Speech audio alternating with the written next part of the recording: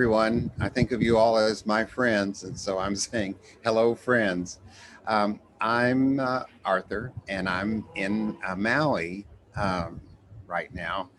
Uh, this is the first time in 1 year that Virginia and I have been out of our house or houses. We've had the luxury of being with Virginia's son and our daughter in law and our twin grandsons who are 7.5 years old. And we've all been together. We've been helping them with their schoolwork every day. And we've been going through the first grade, Virginia and I. And believe me, it's been a challenge. Their math is different than any math we've ever seen before. And sometimes we just have to sit down and figure out the problems, and they help us with the problems. So it's a wonderful learning experience. And we're very grateful that we've all been able to be together. We've had everything that we've needed delivered to our house. Thank God for Amazon and the food suppliers that we have and the Whole Foods market. They've been really helpful to us. And we are in Maui because we went through the very rigid permission granting process of getting here with negative test results. And we flew on Hawaiian Air, and they're very rigid about their way that they approve of you being COVID free.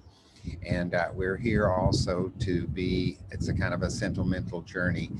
Some very dear friends of ours live here. They've been here for a year. They came for 2 weeks and are here and have that 2 weeks turned into a year.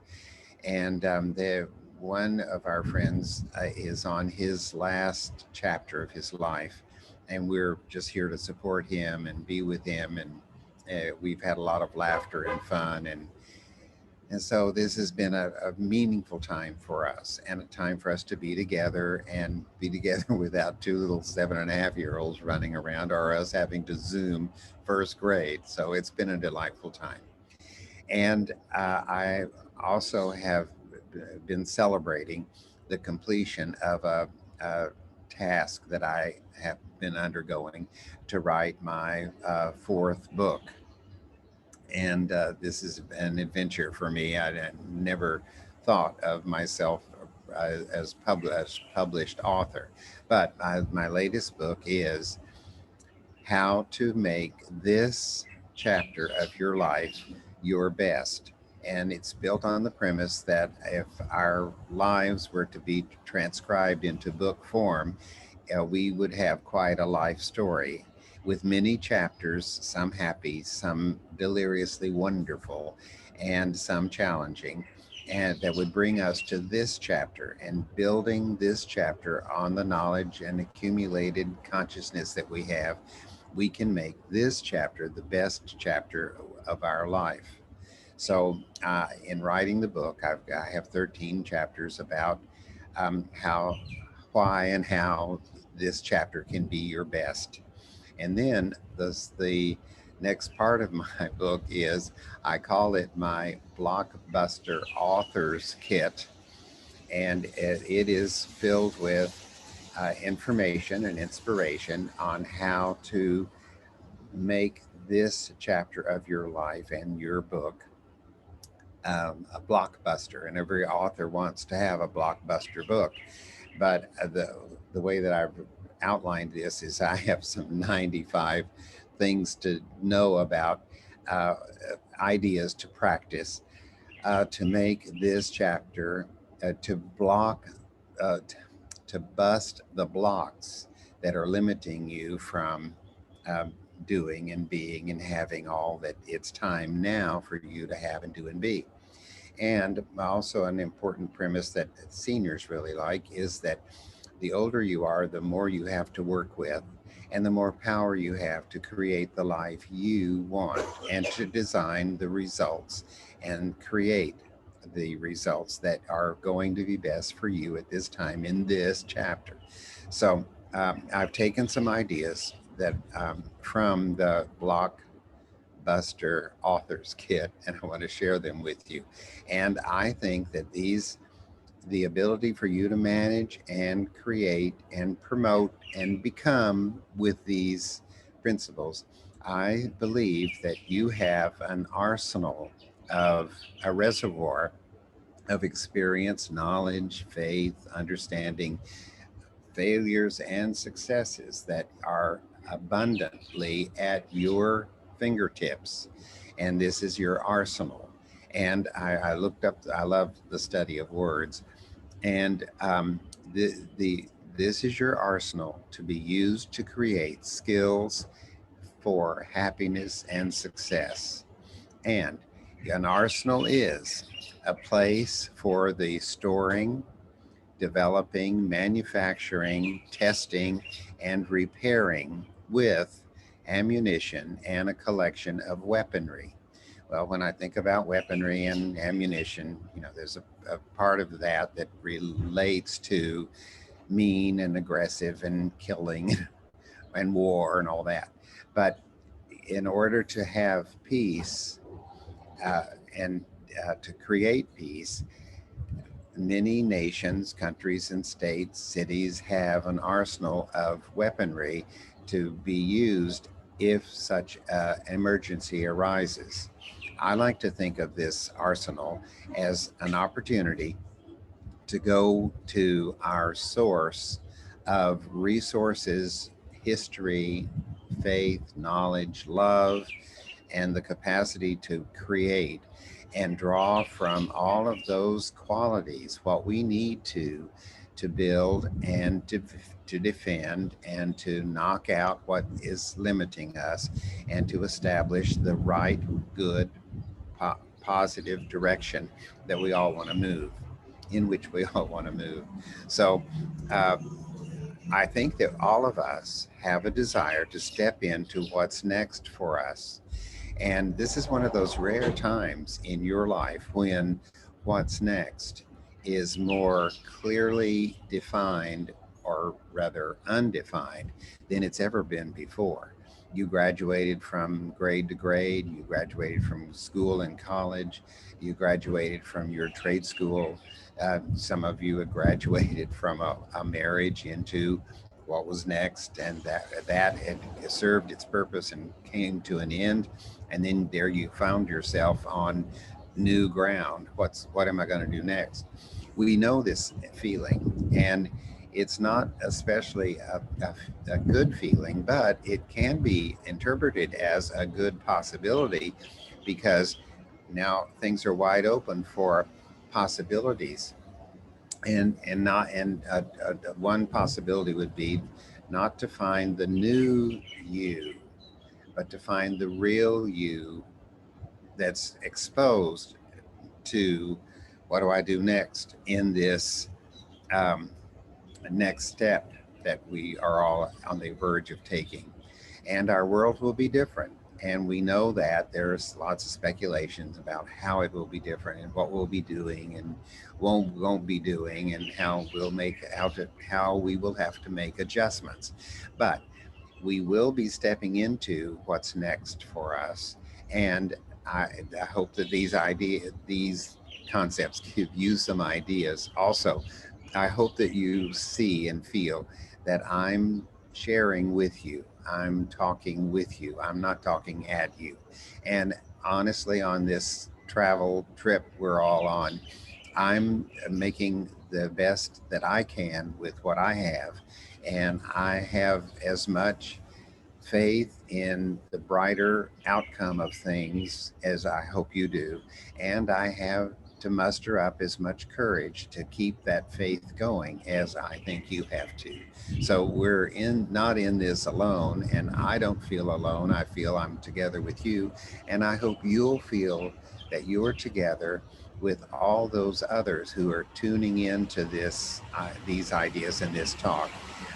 I hope that you feel that the effort you put into this will not only make you happy and lead you to success, but that cumulatively it will add up to spill over to help others. And if you can believe that, then the activity and the momentum that others are creating by being the best that they can be and hanging in there and doing what they can do, that will spill over into you, and wonderful things will happen.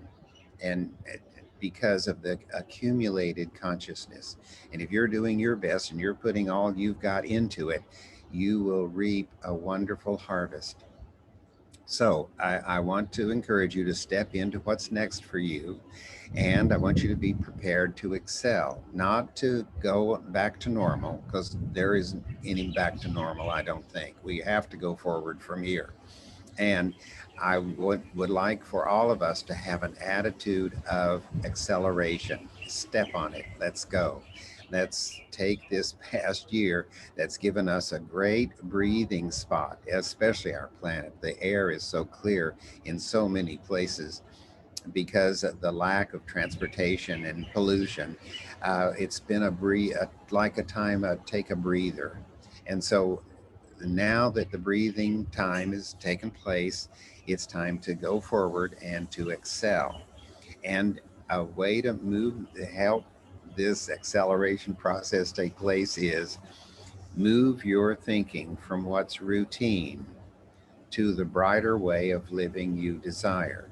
And I think with this big year long interruption that we've all encountered, it will be easy for us to move our thinking, take a deep breath, and examine the way it used to be and be thankful for that, and then establish how it's going to be for us now. And I think it would be very healthy to establish these ideas that it's going to be a safer world.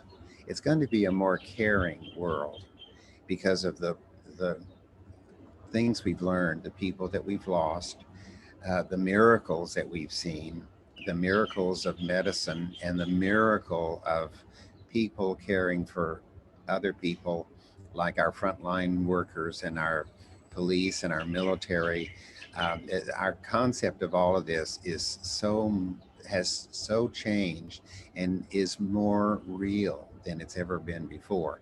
And this quickens each of us to be more real than we've ever been before, and to be our best and to do our best and to be loving and kind to ourselves and to the people around us. And I think that we can move our thinking from what's routine to the brighter way of life that we want to live.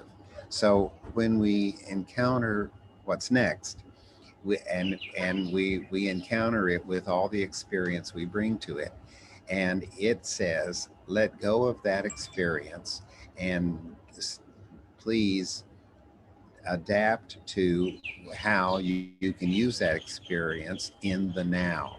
So this is going to be a challenge for us, and here are some little things that I think might be helpful. They're from my Blockbuster authors kit, and help using them might help you bust some of the blocks that would normally keep you from the advancements that are so highly possible at this time for all of us.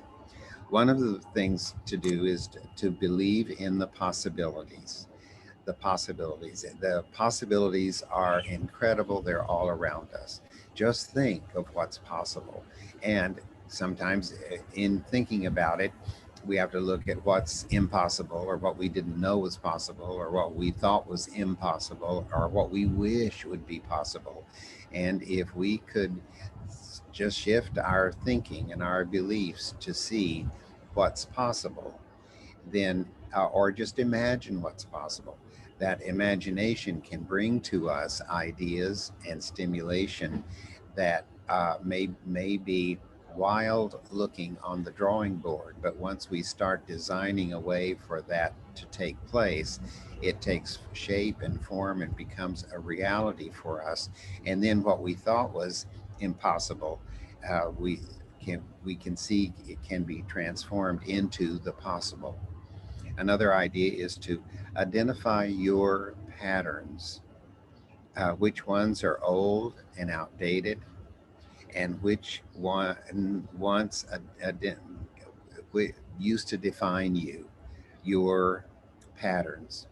And once you identify your patterns, this is how we go, this is what we do, this is my routine. Once you identify your patterns, you can change them. You can improve them. You can make them streamline and better. So, what's your pattern of exercise? What's your pattern of worry? What's your pattern of finding joy? What's your pattern for uh, expressing laughter and funniness? A lot of people have one of those Alexa things or a Siri on their phone. You can utilize those things that you already have at your fingertips. And in the area of humor, you can ask Alexa or Siri to tell you a joke, and they'll tell you something funny or silly and it may just make you roar with laughter or get a simple little grunt. But having that contact takes you off of the negative and puts you into the positive. And who knows how that something you've learned or something funny that you've been told by Alexa wouldn't come up in a conversation with a friend to help them know and laugh and see a side of you that is becoming and fresh and new and the result of all that you've been through. So identify your patterns. And when we look at the pattern of our exercise, we all need to move more than we do. And there's a lot of encouragement for this in articles and little devices you put on your arm to tell you how many steps you've taken. But we should all be moving more frequently than we do. And the more you move, the more muscles, the stronger your bones and ligaments, the better it is for your heart, your breathing, and it burns calories and it helps you stay in shape. And this circulation of all these physical things bring blood and activity to your brain, and that's really helpful for everything that's going on up here. And it also activates your ability to be a thinker and feeler and proud of what you do. So you might look at your pattern of exercise and see what you could improve there. And the reason we're doing this is so that we can step in to what's next for us. We be prepared to excel and move our thinking from what's routine to the brighter way of life that we desire. Another idea is to listen to your inner guide versus the chatter of your worldly self. Now, oftentimes I think, I know I hear it all the time. The just chatter, just stuff going on. I see somebody go by with a whole bunch of tattoos, and the chatter starts, and I don't need the chatter. I don't need to rely on the chatter to report to me about who they are, or why they did that, or what's going on for them. What I need to do is listen to my inner guide and say, that's an individual. God bless them. They're on their path. They're doing the things they think they need to do on their path. And I bless them for following through and doing what they think they need to do. And they can be an angel unaware to tap me on the shoulder to say, Arthur, are you doing what you need to do? I mean, they did theirs. You can see it. But are are you doing enough of what you need to do that it can be seen? So you can take a situation that would occur and create a lot of chatter and put the chatter aside and say, thanks for all the chatter. I appreciate the news and the world report, but I need to listen to the still small voice of spirit within and listen to my inner guide and let that inner guide speak my truth to me so that I can have a conversation with my truth that gets me someplace rather than have a conversation with my chatter that just fills up the space. So now then another idea I want to share with you is this time of your life, and there's never been another time like this. And if you take it, you can take advantage of this and use it to your advantage in the most wonderful of ways. This time of your life is your turning point, and the time that you can believe that you can find the solution and the solutions and the new path and the new direction and the new way of being and living that is just awaiting those who wake up, ask, seek, knock, and step into the next realm of possibilities, step into what's next for you. So it's exciting when you think that this is your turning point. And a turning point is a place where you're going in one direction and all of a sudden you decide to go in a different direction that's more beneficial. And life is like a staircase. We're on a level, and then when we reach the end of that level, we step up to the next level. And like a staircase, I think you come up against a wall often. And the wall could be called routine, boredom, status quo. And you realize you've learned everything you could learn on that level, and it's time to move. And so you make a choice to move up. And believe me, if you don't make the choice to move up, you get blasted up through some emergency, some critical situation, some disaster that blows you up to the next level. And it would be far better to choose to step up to the next level rather than be blown up to the next level. And believe me, I can prove that this works. I can prove the times that I had the intelligence or the inspiration and the guts to step up. And I can also tell you sad stories about the times I was blown up there to the new level. But it happens, and you have a choice on how to get to that new level. Also, I think, and I didn't read this anyplace, this came out of my own meditation time. I think that the staircase of life is one step at a time that goes up, up, up. I think it's spiral. And if you look at a spiral staircase, the width of the step closest to the center pole is it's a piece of pie shaped um, step of the spiral staircase. And the farther out you go, the wider the step is, and the closer in you come, the more narrow the step is. And some of our steps in our lives to become, to evolve, to express, to mature, to have, and to get rid of, and all those steps, some of those steps are in measured as time periods are not they don't we're not on that step very long. Other steps, it seems like we've been there or will be there forever.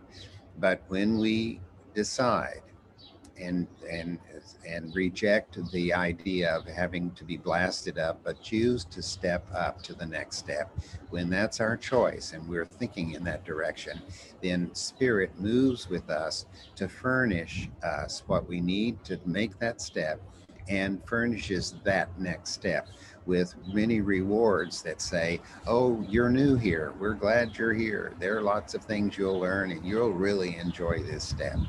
So uh, that's your turning point, and you can find the solution to any problem, to any frustration, to any fear by realizing, wait a minute, I'm in charge here. The fear is not in charge of me. It's bringing me a report and a stimulus to help me think and move and become and grow like I'm supposed to be doing.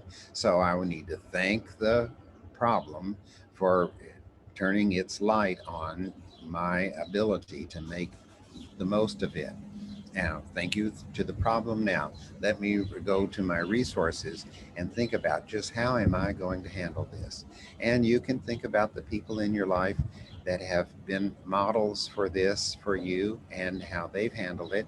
You can thank them and then copy some of the moves they made and choices they made. And you can also create your own. And then who knows? For a grandchild or a neighbor or a sibling or a spouse, You might be their inspiration. And that would really be a wonderful gift to pass on to others.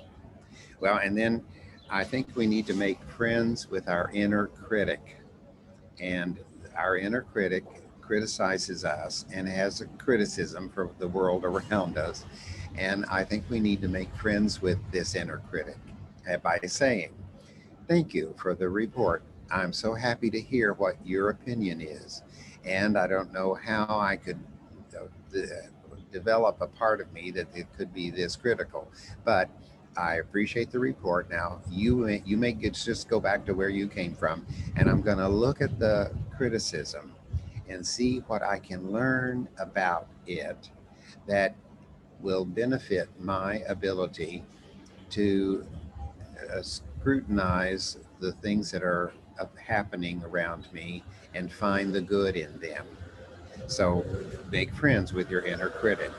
And then, last thing I want to uh, share with you is about, is your uh, sieve working? A sieve is, you know a bit about it, like in a kitchen, but also in industry and in construction. Uh, Big clumps of debris are put into a sieve, and it shakes it around so that the dirt and sand can come out of the bottom, and the big lumps of stuff can be broken up and put in another pile someplace.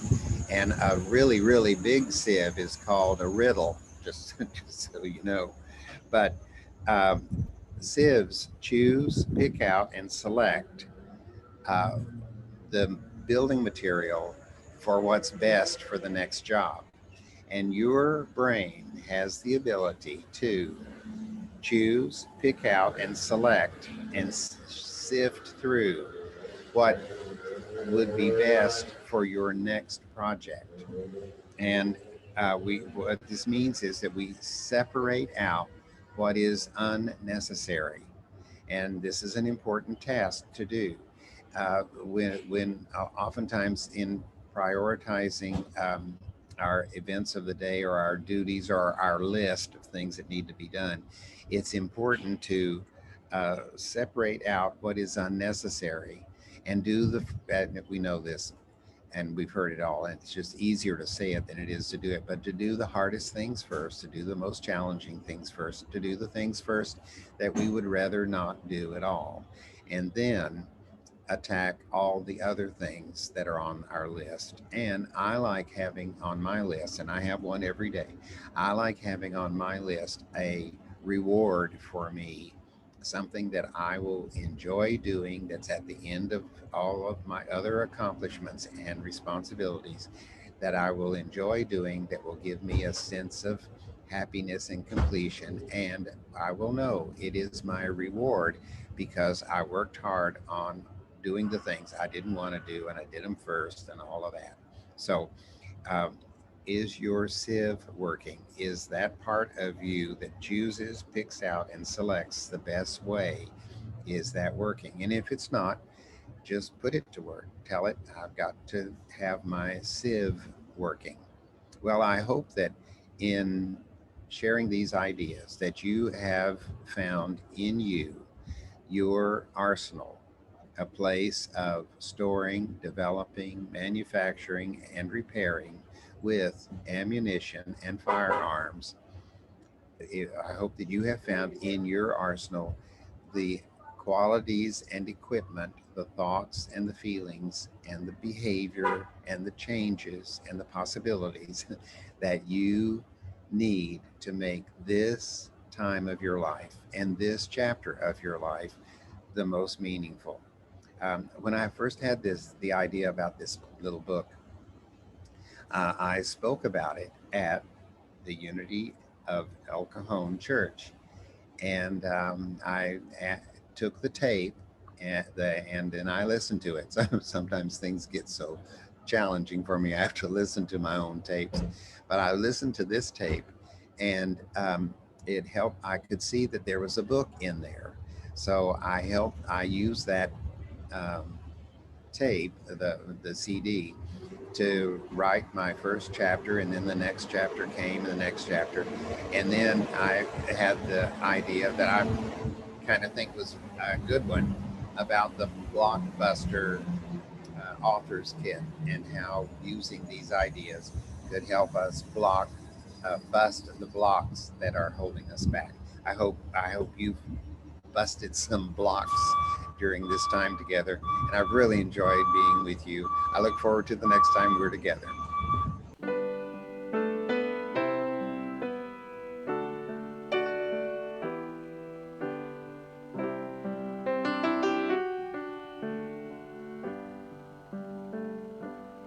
I have made a decision about my life.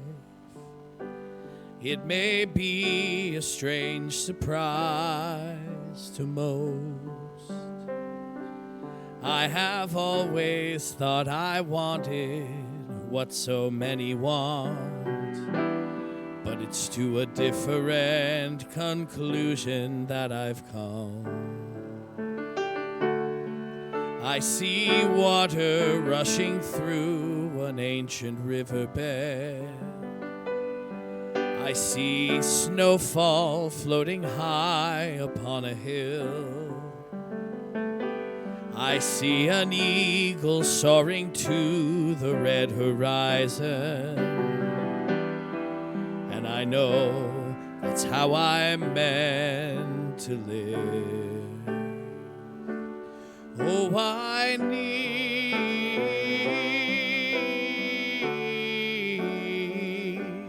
to be free.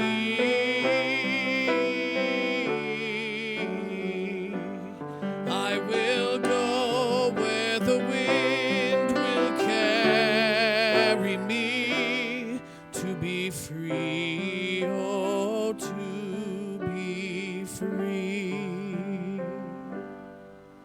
You won't see me playing any kind of lottery. You won't catch me wishing on a falling star. You will find me wherever I am called to be, wherever kindness and beauty are. For I think of all mankind as my family. This entire precious planet is my home. So let others build their borders, walls, and boundaries. I will fly above them all, even if I must go alone. Oh, I need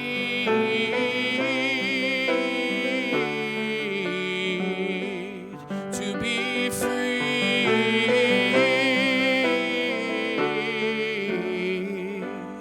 I will go where the wind will carry me to be free. Oh, to be free. When I hear a child singing, when I see a dolphin swimming, when I watch a dancer moving like the wind, it's a calling, it's a vision, it's a voice, and I must listen. So today, this very day, I'm stepping in.